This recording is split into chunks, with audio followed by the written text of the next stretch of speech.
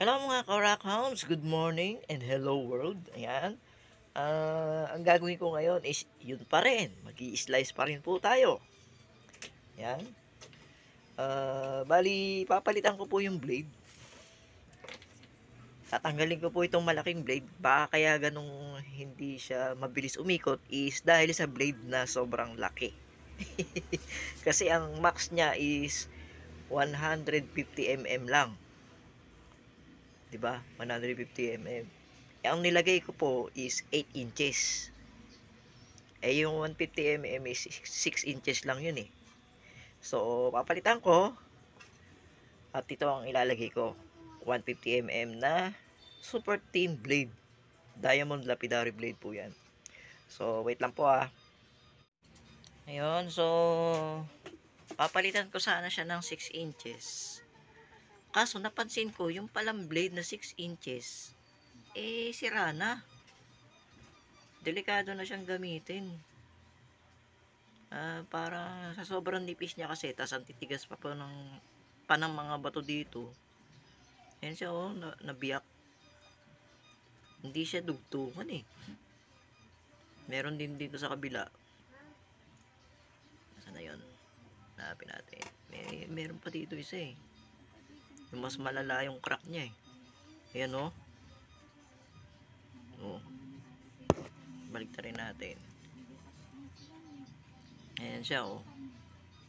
May crack siya pa ganun. May pa ganyan. Isang diretso tapos pa slant. Delikado siyang matanggal tsaka tumalsik. Pag tumalsik po yan sa akin tatama, di ba? So naisip ko po na ito na lang po ang gamitin ko na lang muna. Yan, so ito na po nakakabit. Binalik ko na lang po yung 10 inches at mag-i-start na po ako mag-slice. Ang uunahin ko po ay yung red jasper. Ito po ang aking uunahin na i-slice. Yan. Iko-continue ko na lang po yung video kapag na-slice na po or nagkaroon na siya ng hati tapos may natitirang kapraso para sabay-sabay nating makita yung laman. So wait lang po. Ayan, slice na po, may nakakabit pang kaparaso. Ayan, sabay-sabay nating tingnan kung ano ang laman niya. Pupukpukin ko lang po. Let's pukpok this. 1, 2, 3. Eh. Take 2, take 2. Take 2. Ano ba yan? Ayaw tumayo. Ayun. Naku, nabasag pa. Isis.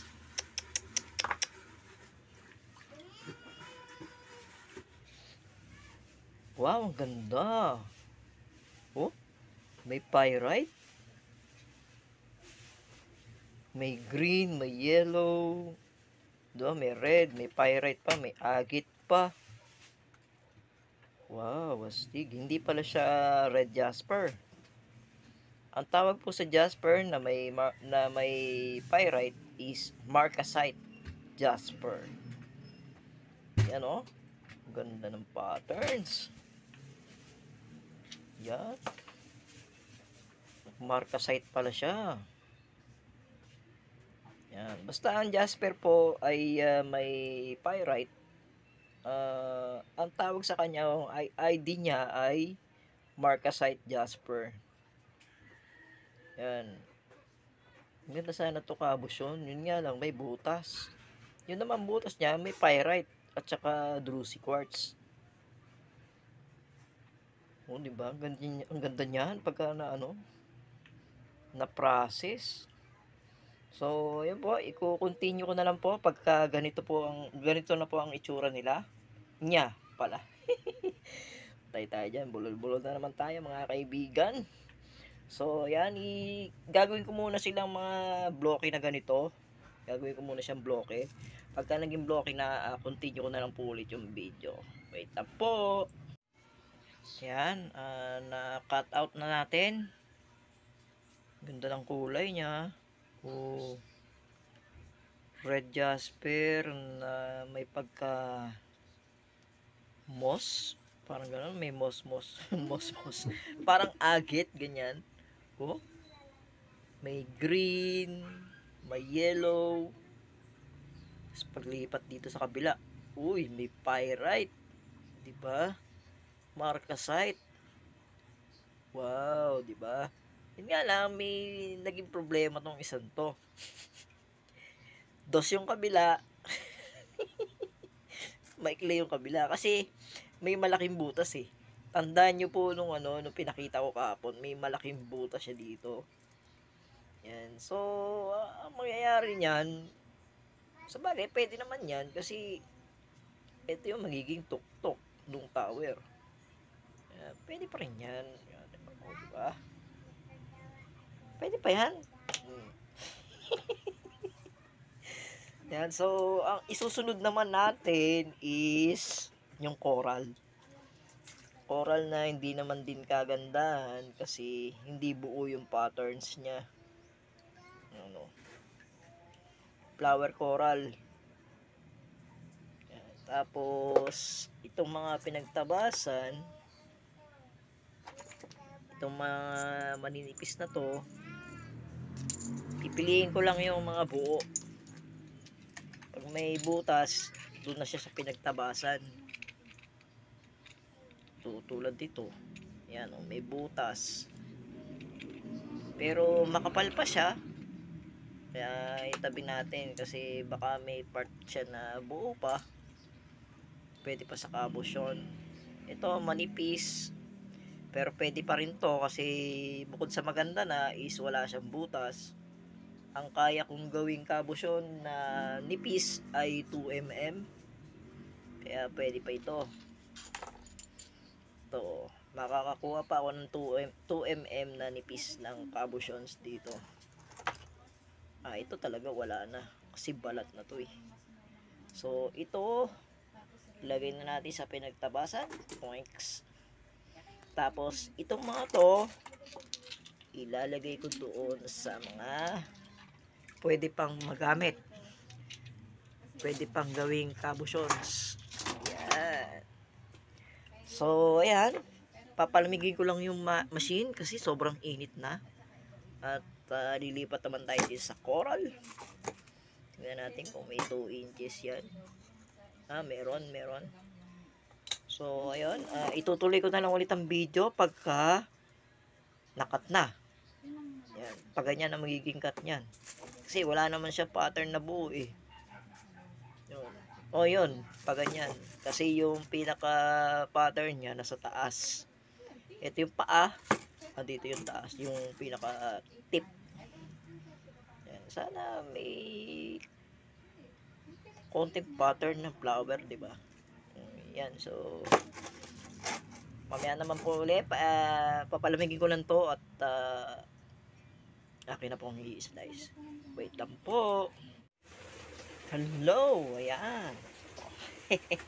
Na-slice ko na. Ayan o. Hindi ko na po na picture na videohan nung yung hinahati ko kasi kung ano po yung itsura ng labas, ganun din yung loob eh. Yan o. Coral siya na wala na halos pattern na matino. Yan o. Parang nasobrahan sa agatay. So, kung ano nangyari sa kanya, parang habang napepetrify, parang nadaganan siya ng mabigat na something. Kaya walang direction yung kanyang patterns. Yan o. Wala. Hindi siya pwede sa kabusyones kasi sa kabusyones, para maibenta mo ng medyo maganda yung coral na cubs, kailangan buo yung flower na pattern. Yan, tulad yan. Ayan o. Sabog-sabog na yung kanya pattern na coral. Kaya pang tower lang talaga siya. Yan. Next po na aking hihiwain is itong purple. Yan. Ito naman ang next ko na hihiwain. At yan din po. Hindi ko na rin po bibidyohan nung habang binubuksan kasi ito na po mismo yung laman niya. At yan naman po yung balat. Bibidyohan ko na lang pagka naging blocky na. Yan, sige po. Wait lang po. Hello, ayun. Hindi ko na tinuloy yung purple kasi nuknukan po ng tigas nito eh. Kung hihiwain ko siya ngayon, baka abutan ako ng oras. Hanggang alas 5 lang kasi ako ng hapon. So, inuna ko na po itong white jasper. Yan, white jasper galing ng Bulacan. May ano na po ito, may natira pa pong kaunti. Ayan, may kaperasong natira. Para pag po ano, sabay-sabay nating makikita yung laman. So, ayan na po. Pupukpukin ko na po.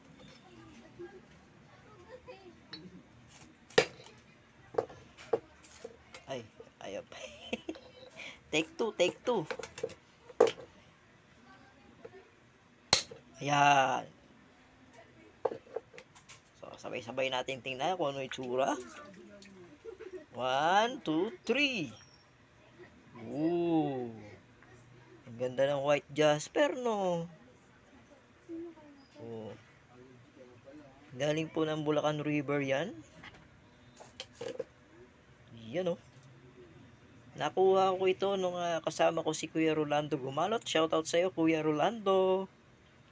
Yan, ang ganda din ng pattern, no? White jasper ng Bulacan.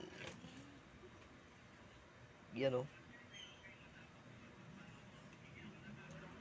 Puti na may light green. White jasper. Yan, so ito na lang po muna. At alas 5 na. Kung kukuha pa ako ng 2 inches dito, baka ubutan ako ng dilim. So, ayan. Yan na lang po muna. Bukas na lang po ulit. Bukas ko na lang itutuloy ito na kumuha ng bloke na pang tower. So, bye-bye na po.